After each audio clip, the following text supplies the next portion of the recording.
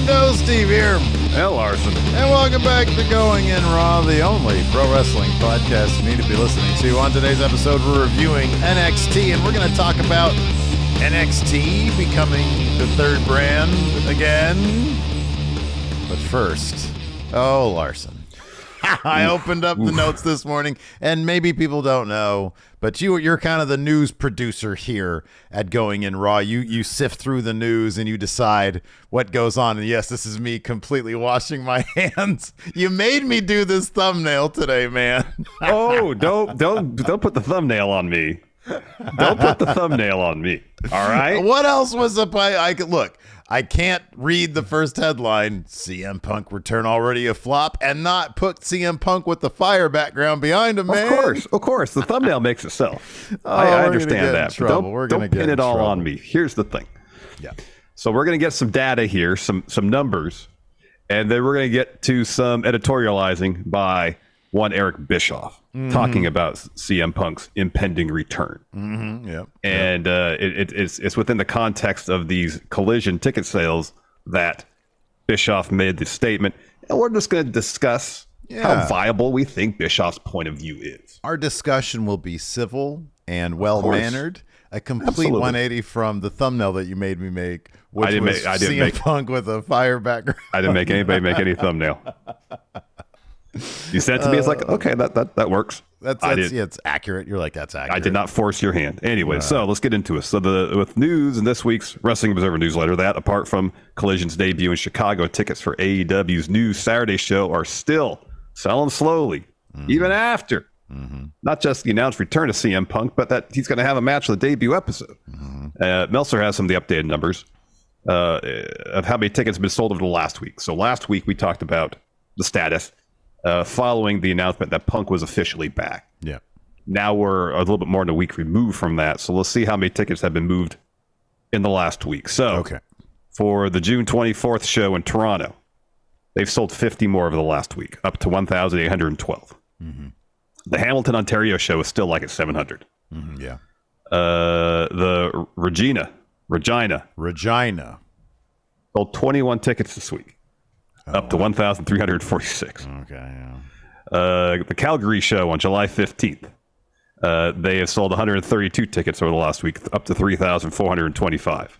Yeah. And then the July 22nd show in Newark, they've sold 201 tickets over the last week, up to 4,148. So with Punk seemingly, based on the data, not being a ticket mover, at least not the one AEW had hoped for, Eric Bischoff proceeded to absolutely go off on Punk's ability to draw in the latest episode of Strictly Business. These transcripts come to you from WrestlingNews.co. Now, we do also have to note that Eric Bischoff, any opportunity he gets to hop on, to jump on the back of AEW. Not just AEW, but to CM Punk as well.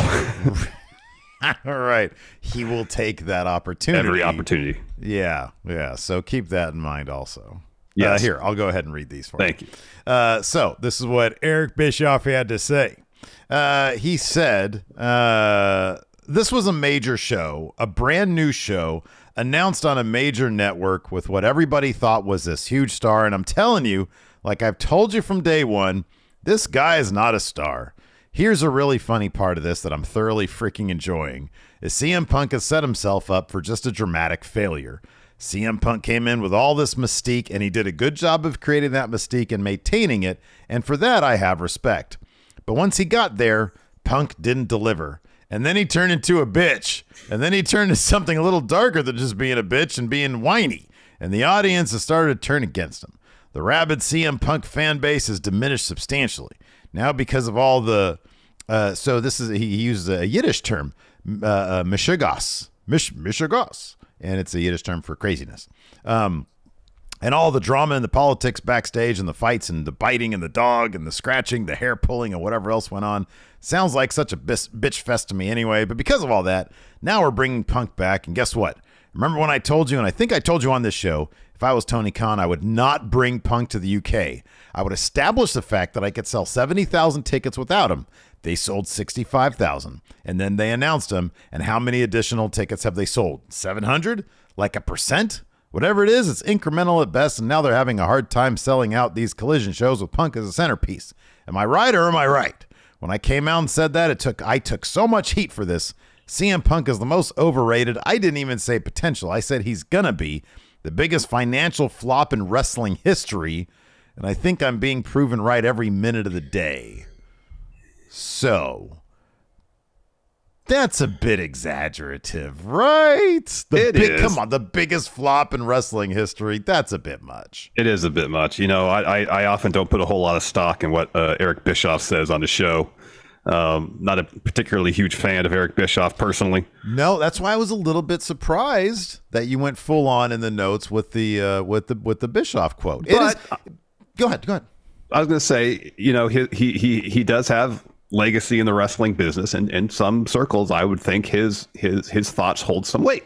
Mm-hmm, yeah. Which is kind of why I put it in here. It's an interesting discussion to have, given the ticket sales. Last week where they were still pretty low after his confirmed official announced return, I was like, okay, it's a matter of a couple days. Not even that, like a day until Dave writes the newsletter. So I was like, all right, let's see what they're at the next week. So that's this week. This week, yeah. And to see so little movement, I know part of that is they're really hitting kind of the same market too much. The Toronto, Hamilton area, they're town cities about an hour apart is my understanding, and to have like 4 shows there with a span of like maybe 10 days, it's too much. I understand they don't go to Canada a lot, and in one respect you think, well, hey, this is like our first real tour of Canada, let's just hit all the major markets and hit them a lot. Well, it's too much. I mean, they already have Forbidden Door in Toronto. That's sold out almost immediately. But then you got like 3 additional shows happening there around the time. It's a lot. So but what you're saying isn't that caveat maybe creating a false narrative that Punk's return is a flop? Because they're hitting so many markets in such a small period of time, Meltzer's able to take all these lousy ticket sales, which... Look, if your product is super hot, then maybe you have a shot at like selling out a bunch of places in a small area, in the same area, I should say. But obviously, their product's not super hot. But like you said, Forbidden Door sold out. Yeah, Wembley is nuts. I'm sorry, but 65,000 is nuts. Yeah. And so like, and Wembley, honestly, Wembley, I like everything. I feel like it's probably somewhere in between. Clearly, Punk was not going to. And Bischoff, you want to talk about financial flops? I did a whole ass video on Hulk Hogan's contract from 1998 that Eric Bischoff was kind of like behind, right? Like he was the dude back then. You want to talk about financial flops? Take a look at that contract. Yeah. Because if adjusted for inflation, like that contract is like 10 times worse than CM Punk's deal with AEW right now.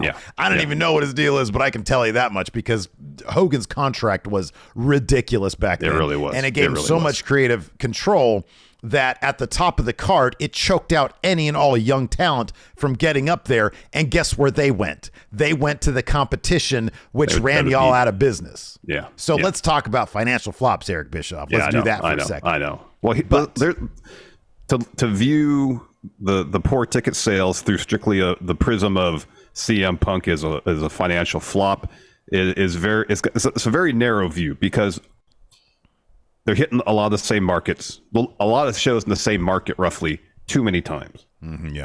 I don't know what the population of Regina, Saskatchewan is, but you look at the shows in the larger markets, Calgary.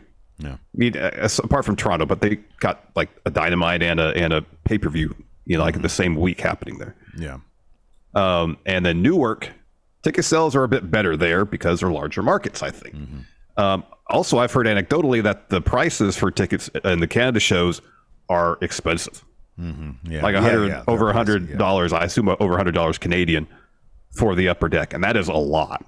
So if they're looking at, if people are considering going to these shows, they got to, especially if they live in the Toronto Hamilton area, well, there's 4 other shows I can go to. Maybe ticket prices are high. And if they don't sell, maybe if I wait it out, they'll do some sort of deal.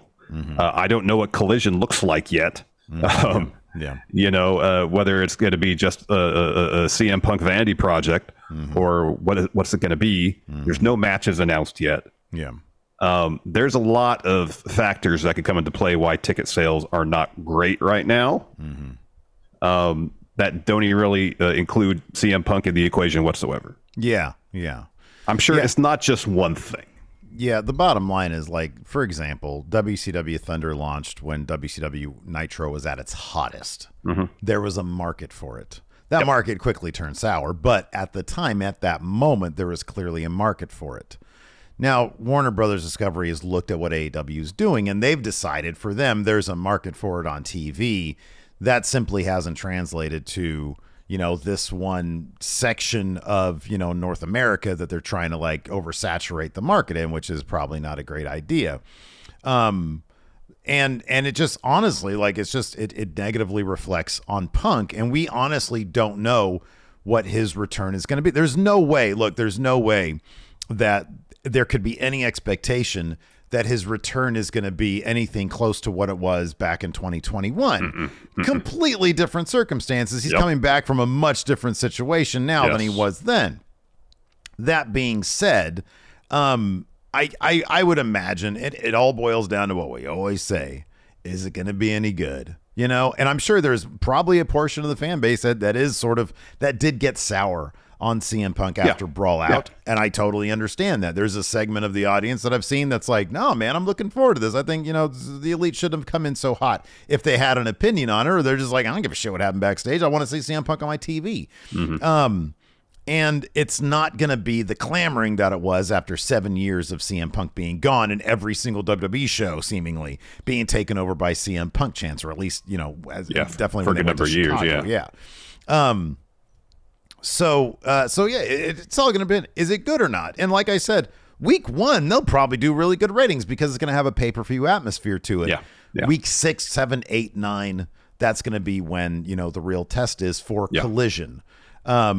Regardless, a couple of years from now, it ain't going to matter because Punk ain't going to be around a couple of years from now because he's old and his contract probably only has a couple more years left on it. And so AEW is going to need to do their damnedest to elevate their younger talent. But for right now, is his return a flop? I don't know. Like the ticket sales are one indicator that could be misleading.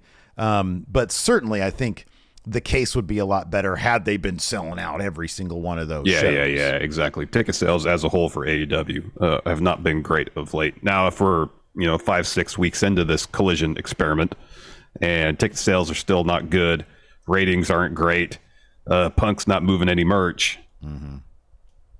then all right, that's a different conversation at that point. But right now, there just seems like there's too many factors that could be influencing the lack of ticket sales to just say, nope, this is CM Punk's fault. Yeah. I hope it's good, man. I hope the creative is good. I hope that they have a lot of fun with it, and everybody benefits from this when we get to see Andrade again, who apparently decided not to do a little "I'm walking into Tony Khan" skit. You gotta love Andrade. That dude just does whatever he wants to do, man. He just does whatever he wants to do. Get one shot of you walking into an office. No, brother. Yeah, doesn't work for me. Doesn't work for me. Nope. So while AEW might be having issues selling tickets to Collision, they've had no problems moving tickets for Forbidden Door. It's like basically sold out. I think it's just like a handful of tickets remaining. Yes. Hot ticket. And Fightful Select reports that CM Punk might have a long-time dream match on the card against. This is very exciting. Kenta. Wow. Fightful notes that they, quote, haven't heard that Kenta's deal to appear at the show is finalized, but that, quote, CM Punk has been discussed as Kenta's opponent, which could help bring closure to an over-decade back and forth between the two. I'm excited to see this. Kenta's wildly entertaining. He is. I'm going to be a little bit bummed out when he asked to job out to CM Punk because Punk ain't losing. No, he's not losing that match. No way. And I just, at least if they have Kenta hit a GTS, then he has to win the match. Punk cannot kick out of a GTS from Kenta. That can't happen. Oh, man. They should really put the GTS on the line here. They should. Number one, I'll be honest with you. Unpopular opinion, perhaps. I hate that move. It's ugly as shit. It is the ugliest move this side of, I don't know, what's another ugly move? I don't know, Alabama Slam? Oh, I hate that move, too. I hate that move even worse. The GTS is an ugly move. Kenta needs to get a better move anyway. So put that on the line. Let CM Punk take that take that move for himself, and then they move on. No, that'll be cool, man. That's an awesome first match, or not first match, but first pay-per-view match for CM Punk. Yeah. Would be Kenta. I think that'd be awesome. You know, especially given that there seemed to be an indication that he wasn't really interested in that match. Oh, that Punk wasn't. Yeah. Right, yeah. And Kenta really, really wanted it. Kenta's he did, awesome. but lately he's been like, nah, I don't really care about it unless you pay me. That's been Kenta's stance of late. I'm kind of surprised, and maybe it has to do with availability of some talent that they didn't go, since they did get Punk Tanahashi last year. Yeah. They would pursue Punk Tanahashi this year. Yeah, right, yeah. No, that was awesome. You know, that was great. But we don't know the backstage workings of how these matches are put together. I mean, they got another match lined up for Tanahashi that they really want. Who knows? Yeah, that could be. Who knows? Next week we should do top 10 Forbidden Door matches. All right, that we want to see. Yeah, man, we'll do that one. Sounds good. Yeah, bring Count Out back. Let's talk about this real quick before we get to our NXT recap. Let's talk about the creamsicle and white brand. Those are the colors, right? Kind of a creamsicle, and then there's yellow and there is the creamsicle. There's there's the gradient that kind of has both in there. Yeah, it's ugly as shit. I love creamsicle in any other context. I just hate it for NXT. Anyways, in a recent interview with The Hollywood Reporter, Nick Khan talked about how WWE thinks NXT can be its own standalone brand again, I guess. Said this: initially, NXT was on WWE Network. And then when the pandemic hit, USA NBCU needed content. We did not miss a week of production. So we went with Tuesday nights NXT on USA. Wait a second. Larson's got his hand up. I know what you're going to say. It didn't start on Tuesday nights. It started on what night, Steve? Started on Wednesday, and then AEW kicked its ass. So whoever here in our YouTube chat says, you guys are really shitty about AEW, I don't like you anymore. Guess what? We call it like it is, man. AEW kicked their asses back. Yeah, wipe the floor with NXT in the Wednesday Night Wars. AEW wins again. Continue, sorry. Look, man, I like AEW when it's good. So anyways, we went with Tuesday nights NXT on USA from 8 to 10 p.m. Eastern time. NXT ratings are also trending up, so that is going in the right direction. We think NXT has the viability to be its own standalone brand instead of just being a developmental system, a third brand, if you will, where you can see crossover from our superstars on Raw and SmackDown to NXT while our young talent develops there. Once we get all that situated, then we'll look at other nights of the week to develop new content as well. Mental Nerves points out, and I recall this as well, that it was actually on USA pre-pandemic. Like it was like October of 2019. Yeah, I was going to bring that up too. This is totally revisionist. This is not. It totally is. Pandemic happened and they needed content, so we put NXT. No, it was October of 2019. Several months you guys before that. Launched against AEW and you got your ass kicked. Just call it like it is, Nick. Oh, that's being swept under the rug, man. Never happened. Dude. Yeah. Never happened. It's interesting that they had this NXT third brand with crossover in the main roster. It was limited back then in the black and gold years, except for that Survivor Series. And then they decided they didn't want that. Yeah, right. Yeah. They being Vince McMahon. Vince, yeah, he was punishing Triple H. And he was like, hey, you're not developing the talent I want on the main roster. And so they completely revamped NXT. Why are all these people 5'10"? That might have something to do with it. I don't know. And then NXT kind of languished in the ratings. The show was kind of up and down. And then they started bringing in wrestlers from NXT UK.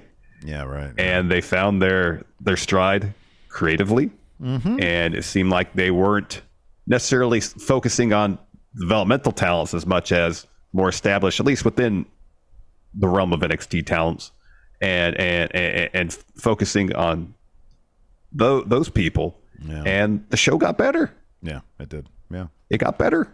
I mean, a lot of it is they hit their stride creatively. That's a lot of it. Yeah, I agree. Well, I think they hit their stride creatively. But like along with that, in tandem with that, part of that was the characters that they came up from that they brought up from the Performance Center got their reps, they got their chemistry, and I think that helped creative a lot. It sort of it did. Yeah. And then the influx of wrestlers from NXT UK really elevated the quality of the in-ring product too. And a couple of free agents like Dragon Lee and Roxanne Perez. So the big question is though, if they get to a point where Nick Khan, as he's saying, hey, we're now considering it again a third brand, what changes could we see in NXT? Do you think it's possible that they could go on the road, go on tours? Maybe. What would it need? What would NXT need? You know what is still kind of lacking from the black and gold era is the buzz. Yeah. Specifically around takeovers. So, the NXT takeovers. What would it take? I mean, part of that was the buzz of you're getting some of the best matches you're going to see for the year. Plus, the wrestlers involved in those matches had established brands. Yeah, right. Yeah. And that's kind of like the last few premium live events NXT's put on have been pretty good. Yeah, sure. What's been kind of missing is wrestlers who have established their brand per se. And when I say that, I mean for the most part outside of the WWE umbrella. Yeah. I think that's kind of what it is there's people who are like fans of Kevin Owens or Finn Balor or Aleister Black or Adam Cole or hyped to watch takeovers because they were fans of those wrestlers. Plus, people who liked NXT were excited because they were excited about the quality of the matches they were going to watch. Yeah, yeah. I don't know. There was lightning in a bottle for that period of NXT, and it wasn't perfect, but like very few shows matched the hype level of a takeover because you knew you're going to get 2.5 hours of some of the best wrestling in the world. And I think a lot of it has to do where they got their talent from, and there was a sea change in that regards once AEW happened. There really was. Adam Cole, I don't know if he would have gone to NXT if AEW was a thing, because all of his friends were in AEW. He jumped over because main roster evidently wasn't going to use him right. And yeah, that's sort of the thing. It's like people will jump now, especially because AEW has relationships with so many other companies. Yeah. I don't know exactly why Jay White decided to go to AEW. Maybe it was because of the hiring freeze from WWE, or maybe he was just like, hey, I like New Japan. I like the relationship that they have with AEW, and this will still allow me to have maybe some crossover, and I can transition into the, into the American cable network market. Before I hop over to WWE at some point. Maybe he just found that more appealing at this stage of his career. And maybe it's a situation where this is all speculation, of course. We don't know if, what discussions were in place, if it was a situation like you would think, Jay White, come to main roster. Yeah. We don't know if that was the case. We don't know what the money was like. Yeah, right. Yeah. If he was going to, if the option was main roster, well, AEW, he'll have to work fewer dates. Yeah. Yeah. So getting back to NXT though, for me anyways, part of the thing was the presentation. They brought in great wrestlers and they packaged them so perfectly suited to their strengths. And right now it still looks like a Nickelodeon show. Literally the colors are Nickelodeon. It's creamsicle and white. Like that's what it is. That's like the Nickelodeon logo. And it just looks tacky. It looks cheap. And the other one, yeah, it looked dirty and grungy, but it was metal, man. I mean, that's what it was, and that shit's cool. It really is. And when you get a guy like Aleister Black in there, holy crap, you get Asuka in there. Oh my God, that stuff's really cool. And I hate to bring up this name because he's persona non grata these days, but like Velveteen Dream. If you remember like that guy, he was just cool. Then he completely fucked his own career. But at the time, it was like, man, there's some really interesting people coming through that are being developed by the Performance Center and that are coming from the outside. And it just visually, sometimes things are just cool, man, And NXT is just not that right now. And that, to me, even still to this day, I really like the creative of NXT, and the matches are starting to come along really nicely. Yeah. But there's something about it that still just feels like really Nickelodeon-ish, and it's like it keeps me from getting really too into it. Yeah, no, it's kind of hard to put my finger on exactly what it is. I think presentation is part of it. I think where they're bringing wrestlers in from is part of it. But again, it's not just one thing. When you kind of hit the reset button as fully as what they did. And now if the idea is we're going to come back around to what NXT used to be. Yeah. Well, it's hard to recapture that magic. Oh, yeah. It's going to be a while before they can do that. What made it for a moment seem like NXT could be a standalone third brand where it's not like a place you stop for a couple of years before getting called up to the main roster. And in my mind, that's what it being a standalone third brand means. It's not a point in the destination. It is a destination. Yeah. And it never, do you think it ever really, in my opinion, it was so close to being that. It was so close to being that. And I think one of the major things in my opinion is, can it stand on its own in a tour situation? Is it a draw? Are people going to come out and see it? And I think that's an interesting thing for NXT. Anecdotally, just looking around Twitter, I have noticed an uptick in the perception of NXT. Oh, yeah. More people seem to be into it. It was a bad idea putting that last premium live event against AEW. Honestly, that's stupid. You're not going to look, you're not going to siphon viewers away. You're just going to kill your own product because you're not giving it a chance. So I think it's a lose-lose. I'd be kind of surprised if they did that again. Like, you can program other stuff, but like, don't do that to NXT if you're trying to build it up. But yeah, if they did tours, even if they did like short-term tours and then came back home to the performance center, that would be kind of interesting to see if they go that route. Yeah. But to determine if whether or not you're actually a third brand on the way to becoming the destination, a couple things. Number one, you got to participate in WrestleMania. You got to participate in pay-per-views. You got to do that. Yes. Being part of the draft. But I even kind of understand maybe they can do a kind of a thing where, because they're still development, because the call-up is still a great idea. Yeah. The call-up is still a really cool idea. So I don't know, maybe there's sort of a middle ground where they can become a third brand sort of destination for wrestlers who are like, man, I want to have some cool matches here. Yeah. And people, I always thought it was really cool, and Seth Rollins would tease going to NXT, or he was like chasing, whoever, Triple H or whoever. Yeah, it's Triple H, yeah. I thought that was a cool idea where you do tours in NXT to sort of have those big buzzy matches, and then you go back to main roster. Yeah. But I don't know. It'll be interesting. Anyways, we're going to talk about NXT here in just a second. Larson, you want to pay some bills? Let's do it. All right.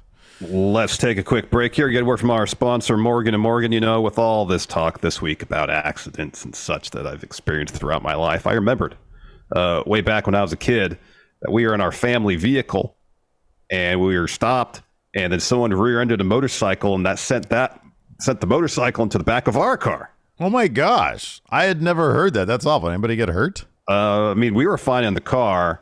Maybe the motorcyclist might have gotten hurt. It happened like almost 40 years ago. It's probably like 6 years old. It's hard to remember all that. But like I've been saying all week, accidents can and do happen. And you can be injured because of those accidents when you least expect it. And if you find yourself injured, you can check out America's largest injury law firm with over 100 offices nationwide, Morgan & Morgan. Morgan & Morgan has a proven record of getting their clients full and fair compensation. They've recovered more than, get this, Steve, $15 billion for their clients. Man, and Morgan & Morgan makes it easy to submit a claim. It's more like ordering takeout than hiring a lawyer. In 8 clicks or less, you can submit your claim, and you can do it without having to leave your couch. So if you're ever injured, you can check out Morgan & Morgan. Their fee is free unless they win. For more information, go to forthepeople.com/raw or dial #law. That's pound 529 from your cell phone. That's forthepeople.com/raw or #law, pound 529 from your cell. This is a paid advertisement. Got a super chat here from John Trees, or John Tries. Says, went to Smackdown last week. Loved the Bloodline stuff. New title, but the best part of the show is LA Knight so over that poor beloved Montez Ford was booed. Montez looks so confused. But yeah, he shouldn't be, because people love LA Knight. Yeah, they do love LA Knight. That is for sure. Hey, if you're watching this live here on YouTube with us, hey, or you're watching this on demand, if you could, you can still watch, but move. You got a mouse like this, watching on your mobile device, get your finger, hit that thumbs up button. Give this video a like. What? Took the scenic route on that one. Come on now. No, you're doing great. You're doing great. Thanks. And take that same finger or mouse, and if you're new here, especially, hit the subscribe button, notify bell. I appreciate you watching. You've been watching the YouTube tutorials I've been sending you to tell, and they got the scripting down. You just got to get that down a little bit tighter. And then I'm trying to have something. I don't want to regurgitate the same verbiage show after show. Trying to keep it fresh and new. Regurgitate it. JB here with the super chat. £2 says, hey, friendos. Hi. Hello, JB. Thank you for your £2 super chat. Yeah, like Larson said, please take mouse. Smash that like button. We'd really appreciate it. The subscribe button and the notify bell. Do that. And then also, hey, today it's Friday. Friday. So we've got an overrun, which is our bonus episode. Yes. That we're going to do at 3:30 Pacific, 6:30 Eastern. And that's if you're a YouTube channel member. All you got to do is click join. Or if you go to Patreon, patreon.com/Steve and Larson. Doing that also allows you to participate not only in our question threads for our various episodes, and I should say, the Big Predictions Challenge. That's right. You could become the new Big Blue Champion, or maybe the current champion, John Hosey, will keep that Big Blue title coming up at the Big Forbidden Door pay-per-view Predictions Challenge. And then we're heading straight into Money in the Bank, which is going to be a Money in the Bank Predictions Challenge, where the winner will receive, digitally speaking, the Money in the Bank briefcase, which is a lunchbox over here. Yeah. Which then when they want to cash in at the end of whatever predictions they want to, I'll go ahead and open it up and I'll dig out a point value out of all the different point values in there. Yes, and you can apply that point value to your score in hopes that you could win when you may be behind or tied. Yeah. Oh, wow. John here in our YouTube chat says, no one will dethrone me. Oh, wow. Yeah. Well, we'll see about that, John Hosey. Yeah. Oh, Alicia's here. Says, howdy, friendo. Sorry I'm late. That's okay, Alicia. Hi, Alicia. Heard us talking about CM Punk. I know Alicia loves when we talk about CM Punk. Oh, really? Yeah, she's going to have to go back and listen to it from the beginning to hear our CM Punk chat. Anyways, we're not here to talk about CM Punk now. We're here to talk about NXT.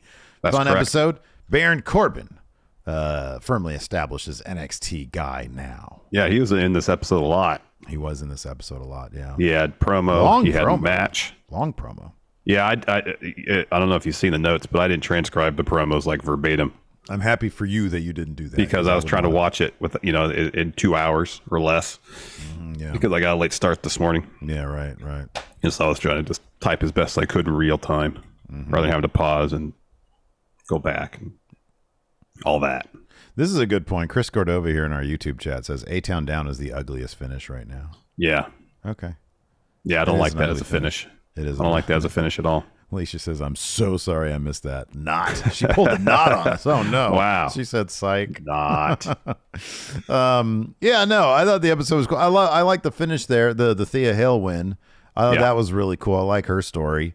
Yeah. And then Braun Breaker. Let's talk about this. Braun Breaker. Yeah.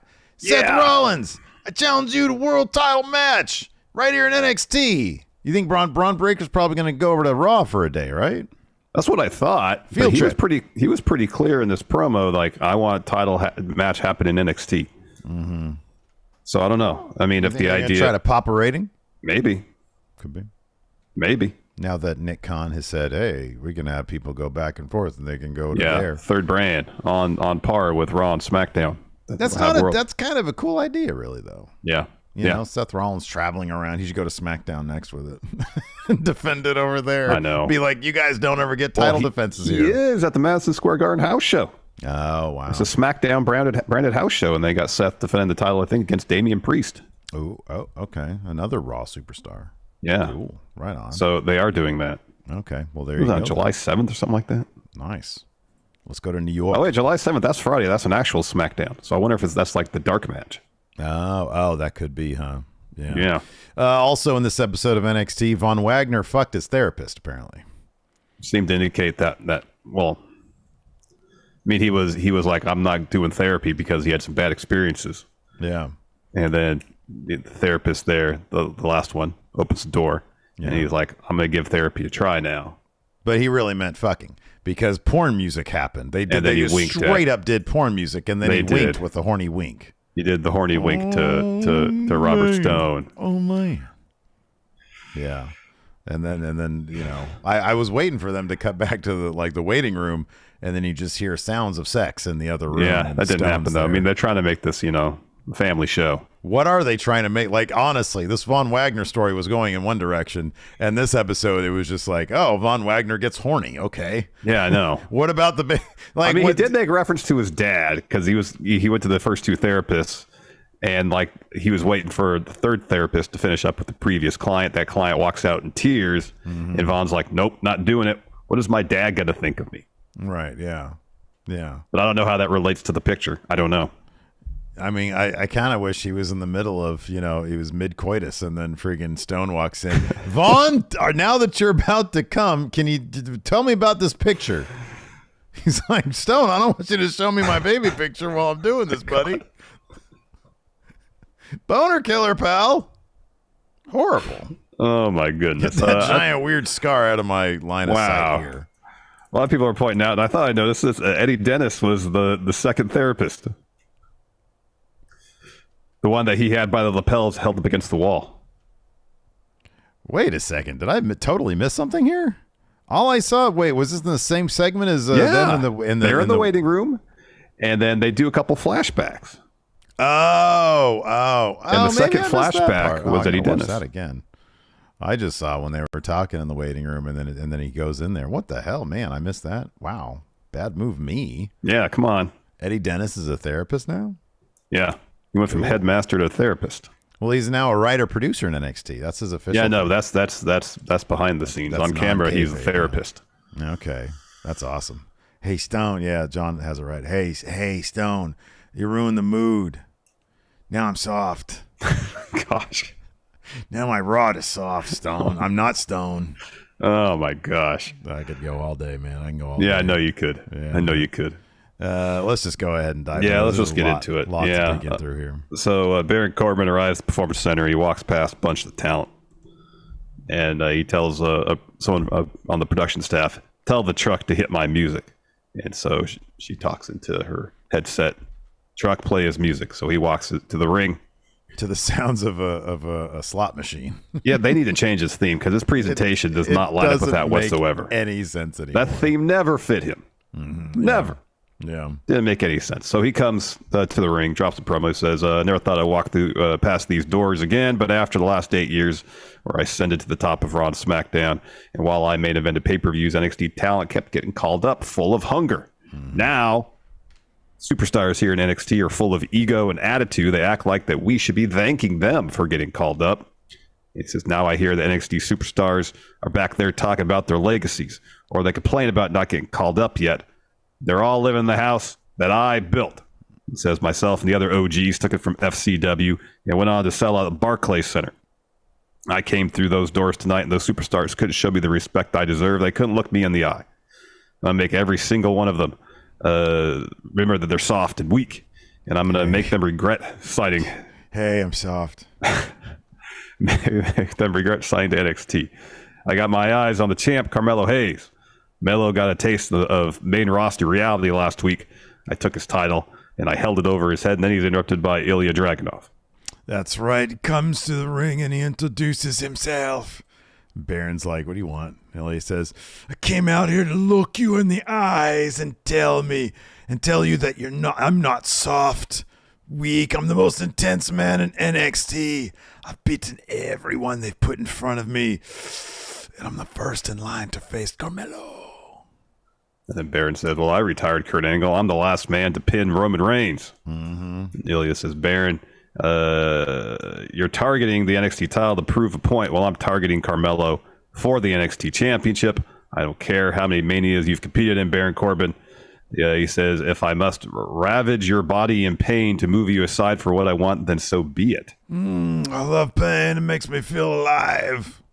So, yeah, Baron says there's a big difference between what you want and what you get. He says, I jumped the line because I'm the biggest star in this building, and Ilya challenges Baron to a match. And then he says, you want to see... I don't know. I keep on going into Kaiser when I know I've got a solid Ilya somewhere. Anyways, he shows off a big bruise on his side. Yeah. Baron's like, big deal. It's a bruise. Tonight you're going to be covered in them, but in the time I'm done with you, I'm the lone wolf. And then Trick Williams attacks Baron Corbin from behind after Ilya leaves, clotheslines him out of the ring, and then Baron tries to get back in, but he's stopped by the refs. So we get that match a little bit later. Here, Leisha in the YouTube chat once again gifting a bunch of memberships. Thank you so much, Leisha. That's so thank you, Leisha. So thank you so much. Thank you. So we rewind to earlier in the day. Thea Hale, I'm assuming it's the Performance Center, in reality, but maybe this is a separate training facility run by Charlie Dempsey and Drew Gulak. So if she leaves this facility, Duke Hudson walks up to Thea Hale. And as that happens, Dempsey, opens the door and peeks out a little bit and says to Thea, "I'll see you tomorrow." And Duke's like, "What's going on?" Thea says, "Well, they're teaching me how to crunch people and toughening me up and teaching me all sorts of grappling holds." And Duke's like, "Well, you don't like Gulak and Dempsey. They made you cry." And Thea says, "Well, you just have to give it right back to them." Yeah. And then Duke says, "Well, it's good you're learning, but you can't crunch someone over the top rope in a battle royal." And she says, "I know that." And then asks Duke, "Do you believe in me?" And he just goes, "Yeah." I'm sure. Why not? Sure. Yeah. Gets me out of this conversation. Why not? Yeah, I like Thea Hale a lot, man. I think she's really terrific. Yeah, she's great. After that, we had the Dyad and Ava versus the Diamond Mine. So Schism versus Diamond Mine. Backstage, Braun lays out Illy. He's like, you're not going to be number one contender. I'm going to be number one contender. Oh, yeah. And then Diamond Mine.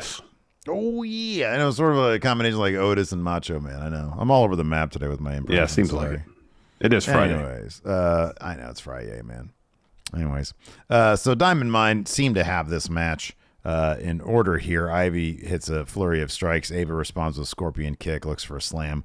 Ivy counters the Dragon Sleeper. Drake tries to break that up. Ivy puts the Dragon Sleeper on him, which was great.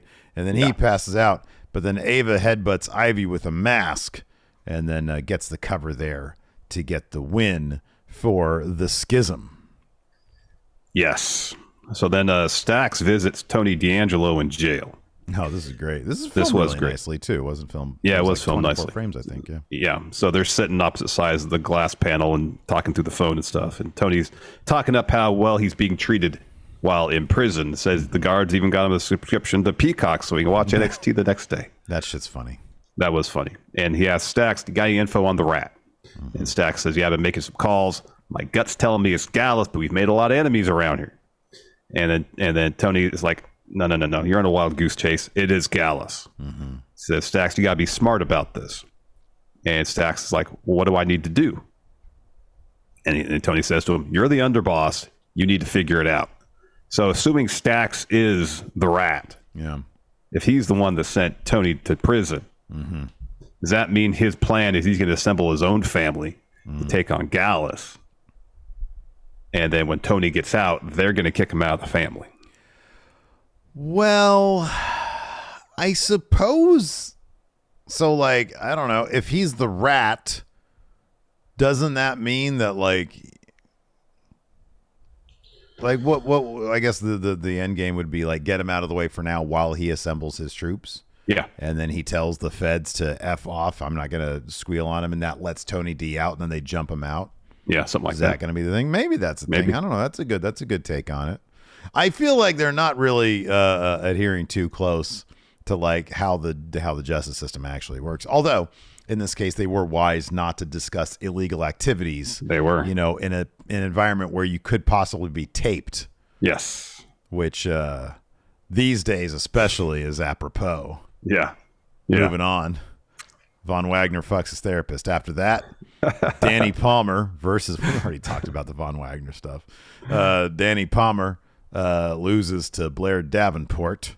Pretty quickly, too. Yeah, I thought I was... At first when I saw this, I was like, oh, Jobber's just going to take a quick loss. And I was like, oh, wait, it's Danny Palmer. She shouldn't be eating like really fast losses like this, but it is what it is. Didn't get a whole lot in on Blair Davenport. Pretty dominant performance here. Kamigoye and a really devastating Falcon Arrow here. Yeah. That was a really good-looking Falcon Arrow from Blair. Gets the win. Yep. Then Dana Brooke arrives at the Performance Center. She says, "I hear that NXT is full of opportunities, so I'm going to make my own opportunity tonight when I'm the last woman standing in the Battle Royal." So not to get too far ahead of ourselves, man, but like the reason why she didn't win that thing, of course, is because she didn't drop anybody with a Batista bomb. That's true. I was really bummed out when she stopped. She had that little flirtatious exchange with Dave. I know. On Twitter. She's used the Batista bomb a couple times, and then she stopped. I know. Come on, man. They should have made that her thing. I know. I like Dana Brooke, man. By all accounts, she has worked harder than just about anybody else Yeah. over the last few years, and it is a bummer that she's not given more opportunities. Yeah, absolutely. After that, we had a Tiffany Stratton interview, and she's asked about, the contenders for her title and what Dana Brooke had just said. And she said, of course, Dana wants a shot at the title. Come one, come all. Sometimes the title makes a superstar, but I've already made the title the most desirable one in WWE. Every single woman is envious of what I have. No one was happy for me when I won the title, including Mackenzie. Mackenzie's like, well, who do you think is going to win tonight? Stratton says, I don't know. Lyra's the only one who has a chance because she really took me to my limit at the Battlegrounds. But she did not get that prediction right. Hopefully she didn't have all of her confidence points on that. Hope not. Next, we had Baron Corbin taking on Trick Williams. Trick Williams had the advantage early in this match, and he's out ringside slamming Baron's head into the announce table. He looks to follow it up with a knee. Baron sidesteps. Trick just about dumps the announce table over with the power of one knee strike. Yeah. So then Baron starts targeting it. Trick would get little bits of offense in, but Baron would always have a way to regain the advantage, hits a deep six. Trick kicks out of that. Trick then posts Baron, hits some punches, looks for his finisher. However, his knee gives out. So Baron kicks him in the knee, hits an end of days to get the win. Yeah. Bummer for Trick Williams, man. After that, what do you think of this hard-hitting home truths with Nathan Frazier and his international correspondent Dragon Lee? I mean, the countdown list, and this isn't the fault of Dragon Lee. I didn't think any of the names were terribly funny. I kind of did, to be honest with you. Yeah. I thought they were all better names than that shitty metaphor that he came up with later. Yeah. Oh, yeah, I wasn't a fan of that. I don't know. I thought they were funny. They were clever. Like the chemistry's good. Yeah. It seems like depending on the week, sometimes they go really all in on kind of the John Oliver type thing. Yeah. And this, not quite as much. Yeah, no, it was too long, and there's really, I guess it's maybe less boring than a promo, but they need to keep them a little bit shorter. Yeah, they do. Short and snappy. Yeah. I mean, this is all leading to Nathan Frazier challenging Noam Dar for a Heritage Cup match. I just think it needs to be a bit more clever. Like I thought the name stuff was mildly amusing, but I do think that it needs to be snappier and more clever, more sharp somehow. I don't know. Yeah. Then we get a Mustafa Ali interview. He says, I'm free agent Ali. That means I can show up whenever I want. And now I'm the one writing the story. The next chapter I'm going to write is called Mustafa Ali Becomes Champ. So then Wes Lee steps in. He's like, oh, I'm so excited you're here. I heard you talking about the North American title. It kind of infers that he's going to give him a title shot. And Ali's like, no. I don't want you to give me a title shot. I want to earn it. And that starts after I beat Joe Gacy. And then Mustafa Ali went out and wiped the mat with Joe Gacy. This match was short. Yeah, and it wasn't competitive. Not at all. I mean, Ali hit that gnarly sunset flip powerbomb off the top. That was pretty something else. And then he hits a 450 to get the win afterwards. The Dyad come in and attack Mustafa Ali. Wesley and Tyler Bate run in to make the save. So whatever match we're going to get from all that is going to be really good. Ali versus Wesley is going to be really terrific stuff. Or even if they take it to a triple threat, it's going to be really good. I assume you think they're going to do Ali versus Tyler Bate maybe as a tune-up, as like a number one contender match? I don't know. But given what happens later in the show backstage, I mean, Ali was really lobbying Lee and Bate to do the one-on-one bout first. So I imagine he'd be like, I got winner. Okay, that could be. That'd be my guess. So we're backstage. Briggs and Jensen are hyping up Fallon Henley for the Battle Royal. And No Faye and Blade step in. And they say, the two of you really set the precedent of tag partners fighting each other to become closer as a team. And Briggs and Jensen's like, it worked for us. It worked for Hank and Frank. And then Inoue starts quizzing them on, various things like what's your favorite color? When's the birthday? Yeah, stuff like that. So that's when Hank and Frank step in. And they say to Briggs and Jensen, hey, after Fallon wins the Battle Royal, you want to go grab some beers? And they're like, heck yeah. Yeah. And they invite Inoue and Blade. They're like, nah, because they're still working out their chemistry as a team. And then Gala steps in. Yeah. Tells Inoue and Blade, yeah.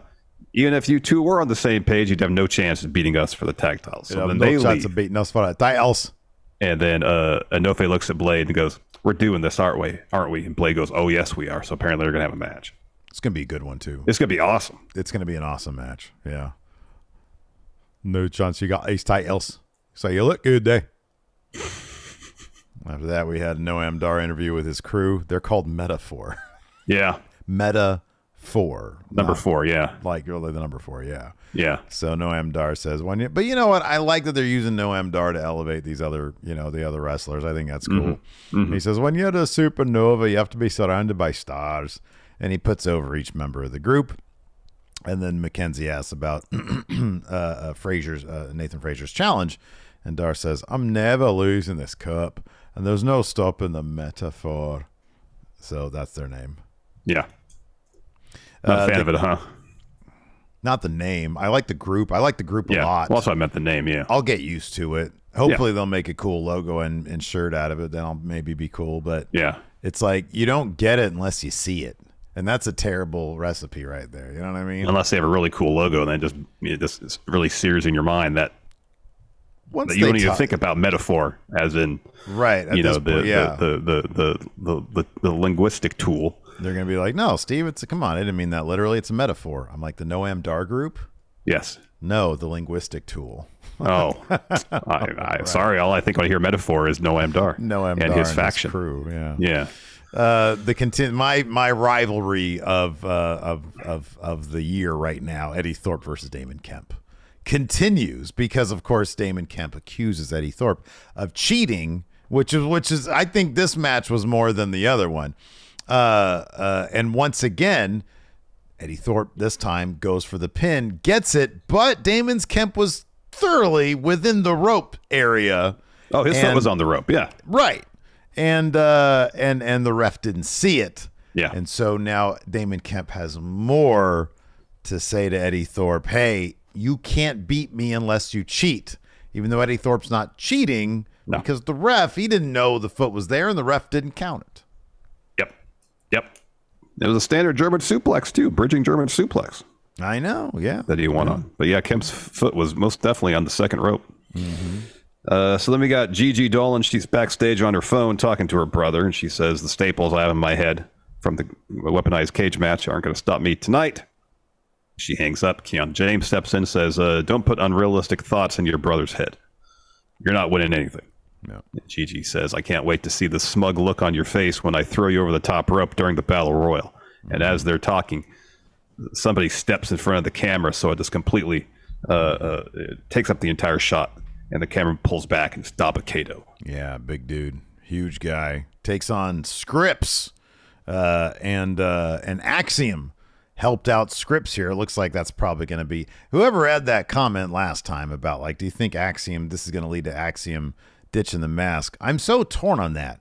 Because especially this week, like the outfit he was wearing, the mask with the gold trim, and then, like, the matching tights... Man, he looks cool like this. Got great gear, yeah. Yeah. Maybe he could do... Hey, you know what we've never really seen? Or maybe we have, but not really. A wrestler who just sort of wears a mask whenever he feels like it. Maybe he just wears a mask when he wrestles, but outside of the ring, he takes it off.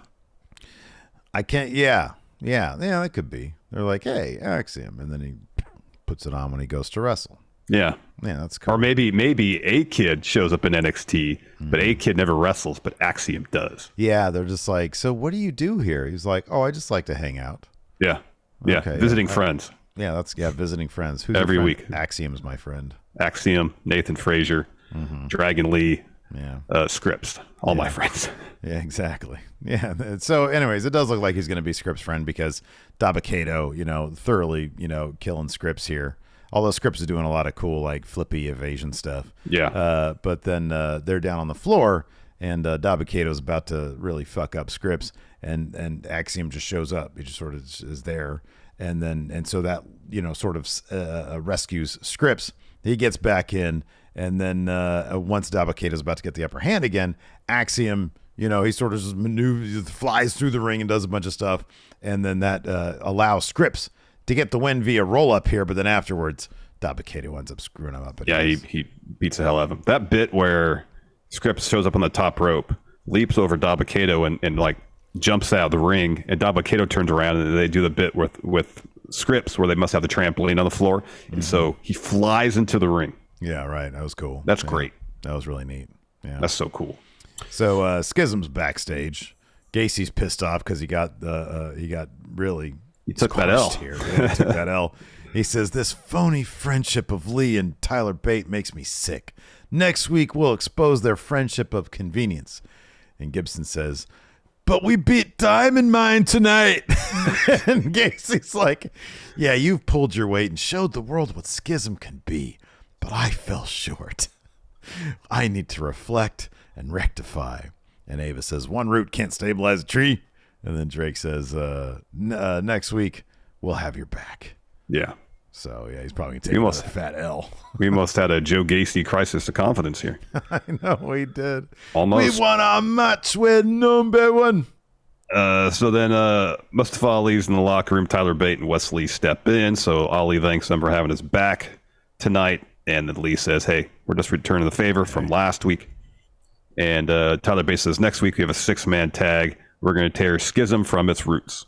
And Ali says, I still see some magic between the two of you. You both love competition. Everybody wants to see you go at it again, but this time one-on-one. Tyler Bate goes, I'd be lying if I said I hadn't thought about it. Wesley says, yep, I can respect that. And so Ali says, all right, I got a Money in the Bank qualifier Friday. We got our 6-man tag next week. Then after that, we're going to figure out when the two of you are going to tear the house down. Wesley says, I like the sound of that. Oh, okay. So probably in like 2 weeks' time, that match will happen. Yeah, for some reason I didn't see that segment. That's weird. Oh. Yeah, that was weird. Maybe it was after a commercial break. It was right after a commercial before the Battle Royal started. So I just fast forwarded there and I probably didn't pay attention and I saw, I don't know, the women's Battle Royal start. That's going to be why. Anyways, this was fun. A lot of people get. Kiana James did get the elimination on Gigi Dolan, I think. Early too. Early in this one. Are they just moving on from the JC Jane Gigi feud that quickly? I mean, Gigi got like they had 3 matches, didn't they? And then Gigi won the tiebreaker. Dude, doing that choke slam through the table. That was kind of like I could see that because that was at Battlegrounds, right? Yeah, no, it was on the last week's show. That wasn't at Battleground. Oh, was that the main event of last week's show? No, it was the opening match. You're right. All right. That's still a pretty big deal. Like, that's a big, they'll circle around back to it because I firmly expect JC and Gigi to be in the title scene at some point. Yeah. No, this was really fun stuff. It ended up being Cora, Dana Brooke, Fallon Henley, and Kiana James. They're the final 4. Fallon ends up eliminating Kiana. In the ring. In the ring. So, like, earlier on, like, Thea Hale, like, left the ring, but she didn't eliminate herself, and she did, like, a springboard thing to the outside to take out, like, Oro Mensah, I think it was. Yeah, because he had caught Jakara Jackson after someone tried to eliminate her. And then who grabbed her and then threw her back into the ring steps and stuff? That was Lash Legend. Okay, that's Lash. So Thea's out.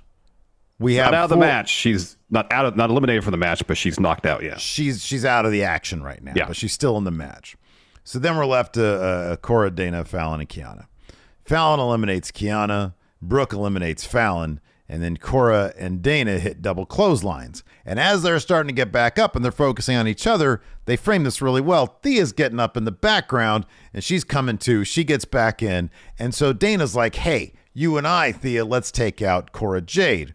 Well, when they're trying to do that, Thea accidentally ends up drop kicking Dana Brooke. Yeah. And then, long story short, Thea dumps them both over the top rope to get the win. Chase U student section then runs into the ring to celebrate, and Drew Gulak and Charlie Dempsey watch on from the ramp. But like Duke's out there and everybody from Chase U, they're all hoisting her up. That was really cool. It was a really cool moment. Yeah, that was really cool. The show ends though with a Braun Breaker interview. He's asked why he attacked Ilya. Steve, do you want to take this? Yeah. He said, "I'm gonna start holding everybody accountable, and that starts at the top. I'm calling out Vince McMahon. Yeah, I'm challenging you to a World Heavyweight Championship match." Now he called out Seth Rollins. "I want to do it here. I don't want to travel on the road. I'm scared to go on planes." So that's what happened. Anyways. Yeah, we'll see if that happens though. Yeah. So good news. I was able to convince Stone Cold Steve Austin celebrity impersonator Phil McDonald to come back. He wasn't going to, but I was like, bro, that would have been fine. Why'd you convince him to come back? What are you talking about? I thought you really enjoyed having him on last time. No, I never enjoy any of these calls. Oh, it was the opposite. You didn't enjoy it. We got to do questions first, though, right? Oh, yeah, we'll do questions first. That was the teaser for later on. We got a Smackdown preview with Phil McDonald. Hopefully he's already, done his business today, so he'll be, in his refractory period. I doubt it. Probably not. Doubt it. Alex Foster here asks, who realistically could have sold out Tony D'Angelo besides Stax? That's a good question. I hope it, man, deep down, I hope it's not Stax. Yeah. I don't think it's Gallus, though. No. It's going to be Stax. There's nobody else. They don't hang out with anybody else. They're not palling around with anybody. 2Dimes still work for AEW? I've not seen him, and they quit the YouTube show, so maybe not. Maybe he'll come back. Collision? Maybe 2Dimes. I don't know. Maybe it's 2Dimes. Could be. Mayor Planet Houston here asks, since Paige is in another company and currently has a record for youngest women's champion, is there any chance they could be setting Thea Hale up to break that record? No, not that they won't, because they will at some point. But not right now. No, Tiffany just won that title. Yeah. This is a good one. So Thwipstar says, the Guns have 310 to Yuma, and Jay White has the Blade Runner. Oh. What movie would you name your finisher after? Great what would question. the finisher be? What a great question. That is a great question. Wow. I would go with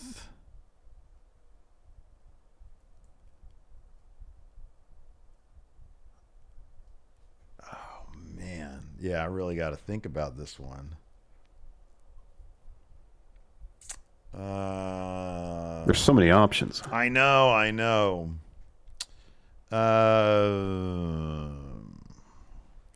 Okay, so this is what I'm going to do. I narrowed down I know what directors I'm going to get my name from. I'm going to use the Coen brothers. All right. But now I got to see, because they got amazing names for their movies. They really do. So I'm going to see, I'm going to look at their oeuvre here and see and narrow it down here. Here's one that popped in my head. I was trying to think of movies I watched, specifically like 80s movies a lot. And one of my favorite science fiction movies of the 80s, it is in the Star Wars or Star Trek movie, is The Black Hole. Oh, that's good. Yeah. Like a package pile driver of some sort. Yeah, that's good. I'm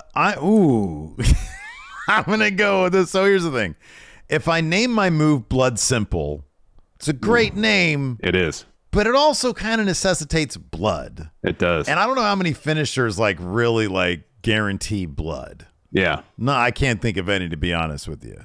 So I got to take that out of the equation. They did do a remake of True Grit, which is a great name for a finisher as well. That'd be a great name. However, I'm going to use the Razor's Edge and rename it Miller's Crossing.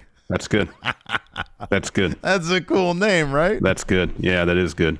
I mean, because of that, I then have to name my ring name would have to be Miller. Yeah, it would have to be. It would have to be. All right, that's a fun game. Give me a director. Oh man, my favorite, my guy, your guy too, PTA, Paul Thomas Anderson. Yeah, all right. The options. Hard 8. Hard 8. That's what a great name. That's a great name. I know. Obviously, Boogie Nights. Yeah, Magnolia. Magnolia. There Punch will Drunk be Love. blood. Oh, There Will Be Blood's a good one. Yeah, that's a really cool. That is a good one. Punch Drunk Love is a really good one too. What was the Phantom Master? Thread? Yeah, Phantom Thread. Phantom Thread is kind of a cool one. Yeah. What was the last one he did in the 70s or about the 70s? Well, there was Inherent Vice. Oh, boy, those are all really good finisher names. Inherent Vice, that's a great name. Licorice Pizza. Here's the thing, the Inherent Vice, it could be an Anaconda Vice called It could be. All Inherent right, Vice. that's great. Inherent Vice. That's it. And it's a low impact move. It is. It is. Black hole, package pile driver type deal, whatever it is. Yeah, that's great. That sounds like it's got a lot of impact. How about this for a finishing name? Inside Llewellyn Davis. It's a mandible claw. Yeah. Well, they have a movie called Hail Caesar, the Coen brothers do. Oh, that's good. Yeah, that's good. The Lady Killers. I mean, if you're a female wrestler, that works. Was it Burn After Reading? That's another one of their movies. Burn After Reading. The Naked Man. I've never seen that one. Neither have I. It came out in 98? What? Maybe they wrote that? Oh, they wrote that one. Oh, Okay. all right.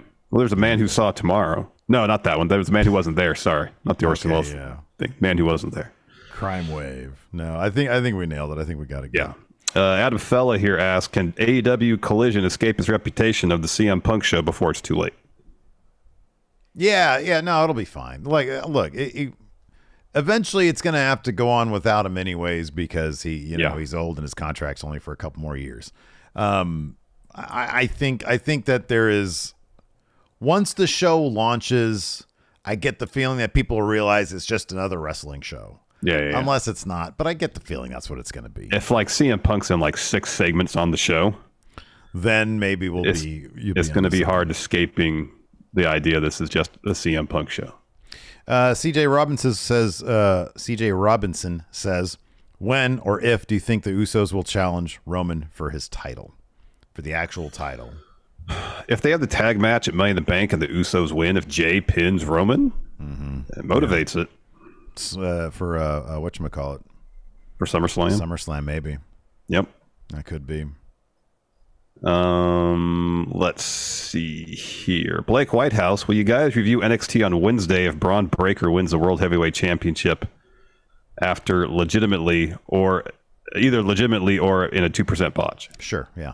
All right. We'll do that. Yeah, sure. Absolutely. 1,000%. Hey, you know what? We'll do it Tuesday night. If Braun I'm not going to wins go that the far. world, listen, if Braun wins the World Heavyweight Championship, that ain't going to happen. That is not going to happen. I like my Tuesday nights. Young Dap says, you'll be fine. No, it won't happen. Like, we won't have to do it. With what happened in the Gulf world, do you think the Saudi Arabia Public Fund will get more involved with wrestling since the blowback isn't that big in the grand scheme of things? I mean, this is something that you and I have talked about both here on the show and privately, how it is simply a complicated thing. To see the Sami Zayn and Mustafa Ali go there, and obviously we really like them. Yeah. And it's a very personal, spiritual thing for them to be able to go to Saudi Arabia. Yeah. And excited for them to be able to get that opportunity. Yeah. But also understand what Saudi Arabia is doing with the public fund and what they're doing with the sports washing stuff. Yeah. Understanding all of that and coming to terms with it and in our own way. It's a complex issue. It's not a black and white thing. You know what I mean? Mm-hmm. So is it possible for them to get, but you do notice, like, just anecdotally on Twitter, whatever, it's just a normal part of WWE programming now. Yeah. It's like people will bring it up, we'll get comments. Oh, how could you do this? Yeah. People will bring it up, but it's a lot less controversial now than it was in the past. Yeah. I mean, from our perspective, for the foreseeable future, I don't ever see an instance where we won't continue to do charity streams whenever we watch the Saudi shows. I think that's going to continue. I absolutely agree. I think that's going to be our regular charity stream event whenever they go to Saudi Arabia. Yeah. But I mean, the bottom line is, will they get more involved with wrestling? Will they request more shows? I mean, seemingly they tried to purchase WWE. If there was any amount of truth, or at least there was interest in purchasing. Yeah. Right. WWE. Yeah. I believe there was probably some truth to, there being interest. I don't know what else they could do besides throw more money for more shows, or like try to, I don't know, buy Impact or something like that. Yeah. I mean, that's something that's, I guess, a possibility. But I would figure they'd probably want the biggest thing, and that's WWE. Yeah, they probably would want to. Now they can't. Yeah. So I don't know. I mean, at this juncture, anything's possible, but at this juncture, I would be somewhat surprised if they were like, yes, we want 5 shows a year now or something like that. Yeah, I agree. I think that they probably accomplish what they want to accomplish with the 2 that they do. Yeah. Lucha Mike says, why do you guys think the margin between WWE and everyone else is still so far after so many years? AEW was red hot initially, but has cooled off to sub-zero temperatures. I don't see any company coming close in the next 10 years because WWE, after the Monday Night Wars, well, even before that, WWE for nearly 40 years is the brand name of professional wrestling. And WCW took a swing and they knocked WB down a little bit, but didn't knock them out. Yeah. And so for 20 years, basically, WB had the market, all the major market, national market, basically all to themselves. Mm-hmm, yeah. And they're an entrenched brand, and it's hard in any industry to chip away at the entrenched brand to try to take their market share. Mm-hmm. Yeah. It just is. Yeah, for sure. Even if AEW was hitting on all cylinders, even if their creative week to week was amazing, and they didn't have any of the issues that we have talked about, I don't know if they would be able to really, especially the way WB is how kind of successful they are right now with selling out shows. TV product is much improved. I don't know if they would even really be able to start chipping away at WB's numbers whatsoever.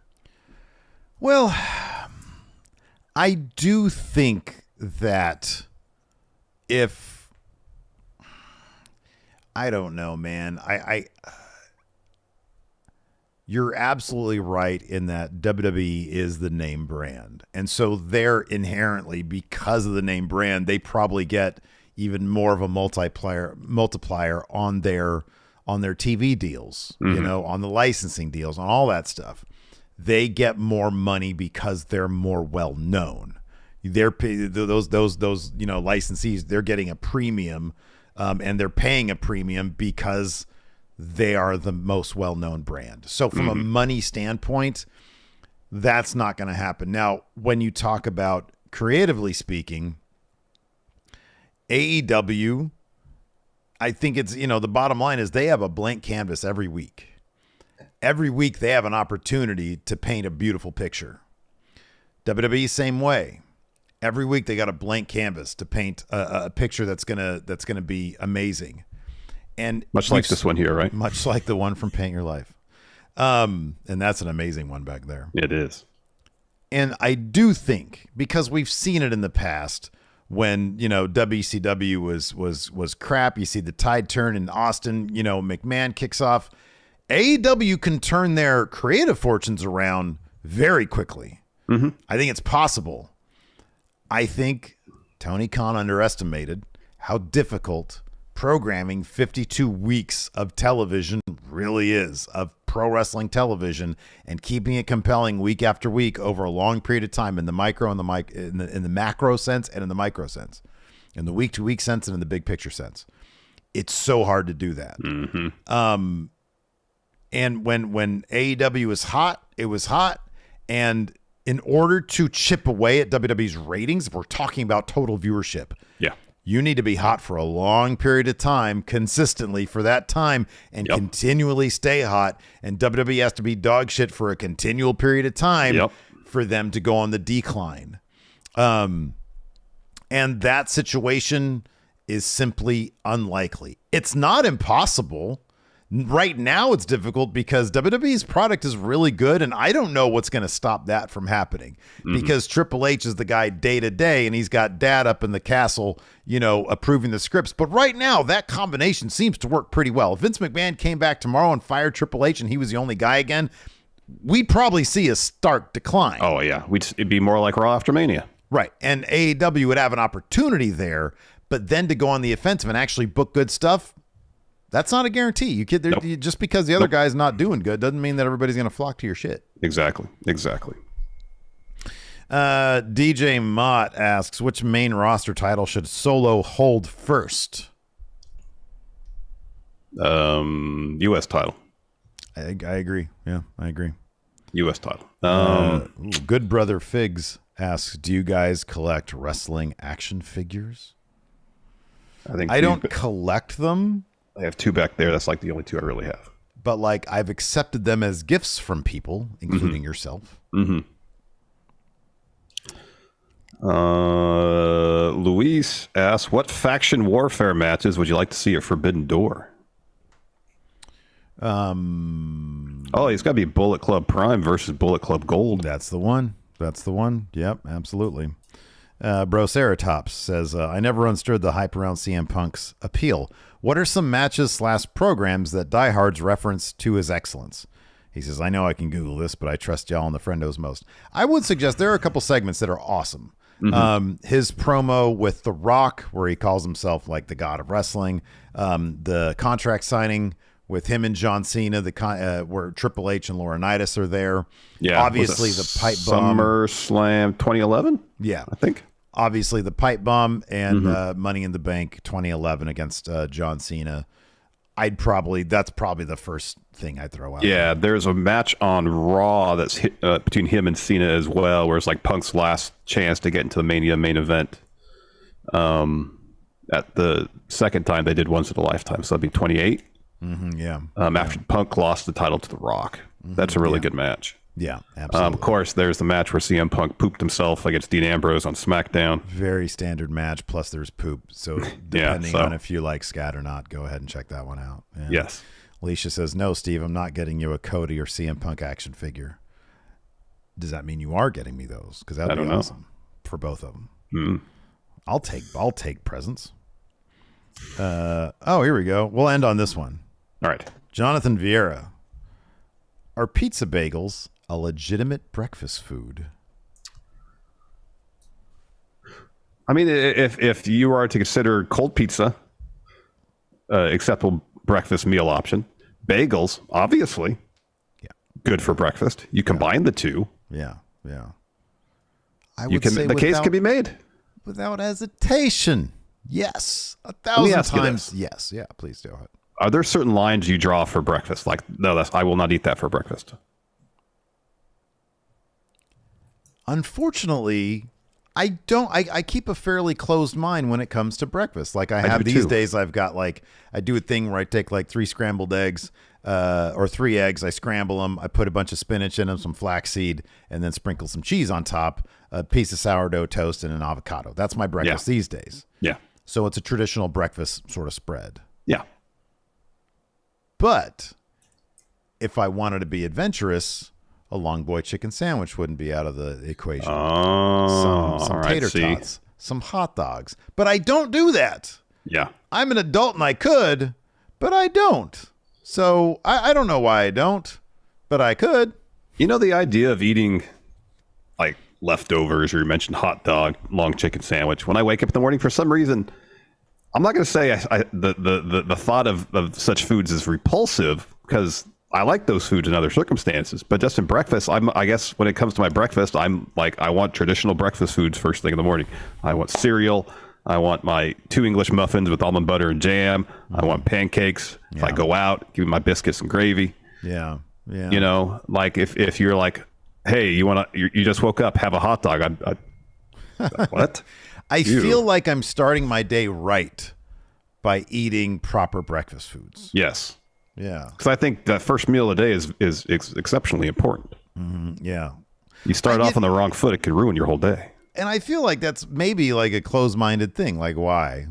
You know, like, why not a hot dog? Well, you know, if you're looking at it from the perspective of I want to eat something that's beneficial to my body and my person first thing today, so I don't have like a massive sugar crash or something like that, you know? Right, yeah. That can mess you up later on. Right, yeah. That's actually really sensible. That's not being closed-minded. Sure, yeah. That's just being smart about what you put in your body. Yeah, okay. All right. And also, if you're like, I'm going to have a sensible breakfast so I can eat like utter trash later in the day. Yeah, true. Good point. That's another perspective as well. Yeah. I mean, Alicia says hot dogs don't cross my mind when I think breakfast. Neither do I, but that's what I'm saying. Like, isn't that a bit closed-minded? Why not open up the entire menu to breakfast? But you make a good point. They still sound good to me. Yeah. For whatever reason. Like, there's certain flavors that I have to wait till later in the day to really appreciate them. What?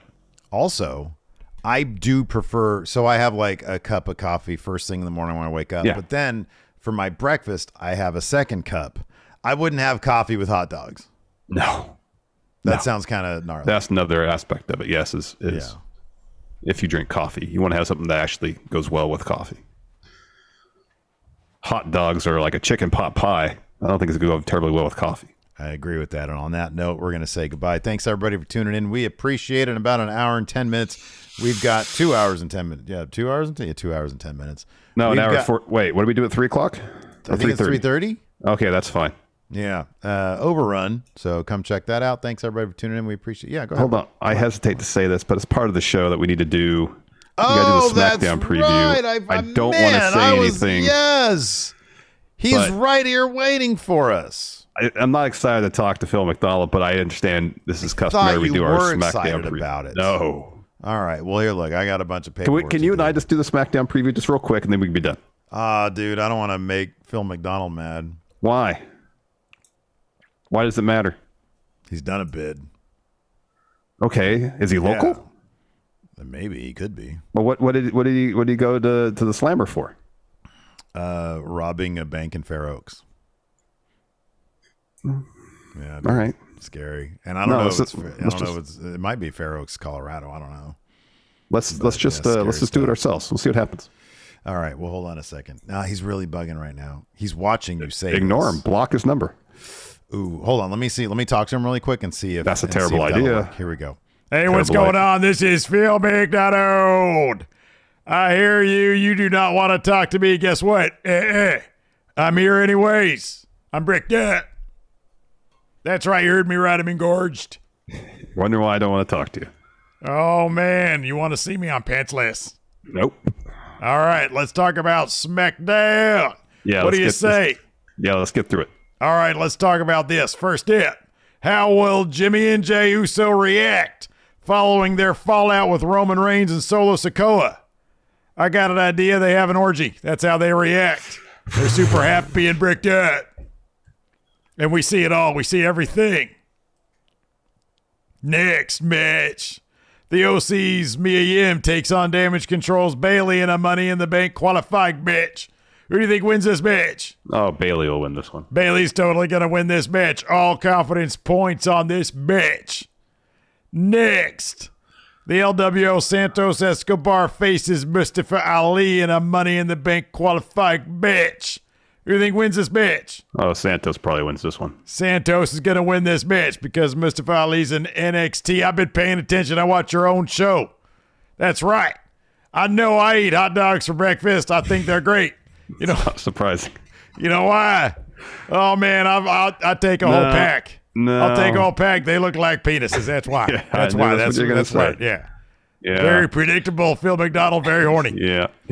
Butch goes head to head. I love getting some head with Baron Corbin in a Money in the Bank qualifying match.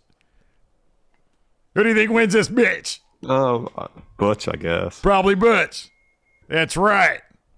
Next match. Shotzi battles Io Sky in a Money in the Bank qualifying match.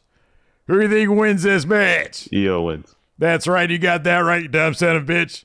For being a dumb son of a bitch, you're pretty smart. Look at the big brain on you. Next match.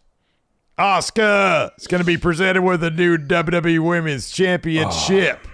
A new title. I love new titles. That's right. One thing I don't like, though, is a belt. I was taking off, let my pants fall down. Gosh. All right, thanks. Thanks, Phil. You're welcome. This has been your SmackDown preview with Stone Cold Steve Austin impersonator. Yeah. Phil McDonald. Thank you. Have a good one. Guess what I'm going to do now? Don't care. I'm going to play with myself. Oh, my God. I'm back. Oh, my God. He was out of control. If you're listening to this, you understand, you hear what he's saying, why don't you just jump in? I want no part of that, man. That guy was off the rails. Well, when you're here, he's not here. Just jump in. He's gone. Oh, no. It doesn't work that way. It seems like it does because you're here now. He's not. It all seems pretty suspect if you ask me. It's scary, and that guy is on overdrive. What a libido he has. Oh, my gosh. It's too much. My goodness gracious. I was almost nearly in tears. Distress. Yeah, man. Just horrible stress. Are you crying? Don't cry. I just said I'm almost there. Oh, no. An emotional day. You see what this is doing to me? It's a day to remember. And do you care? No. Oh, I do care. You want to put me through this week after week after week, twice a week. You think that dude really eats hot dogs for breakfast? Yeah, I guarantee he eats a whole pack, 8 of them. Guarantee it. He buys 1 pack of buns, so he has 6 buns and 8 hot dogs, and he puts 2 hot dogs in a couple. I got to get some clarification from him. No. Let me ask you a question. Show's over. Why is it that a pack of hot dogs has 8, but a pack of hot dog buns only has 6? It's confusing to me. I just wanted to know what he had to say about that. Why does that matter? Why do we care about his opinion on things? I don't. I'll be honest, I kind of do. He's kind of an interesting character. We'll take the call after we're done with the show. All right. Well, I'll talk to him a little bit more after the show here. But yeah, that's do it on your time for the show, everybody. No. Thanks for tuning in. We appreciate it. Until next time, we'll talk to you later. I'm kind of why do you think they got more hot dogs? The hot dog to bun. So you have to buy 2 packs of hot dog buns. That's why. You got is the capitalism. That's what it is. It is about money. Bye, everybody. Bye.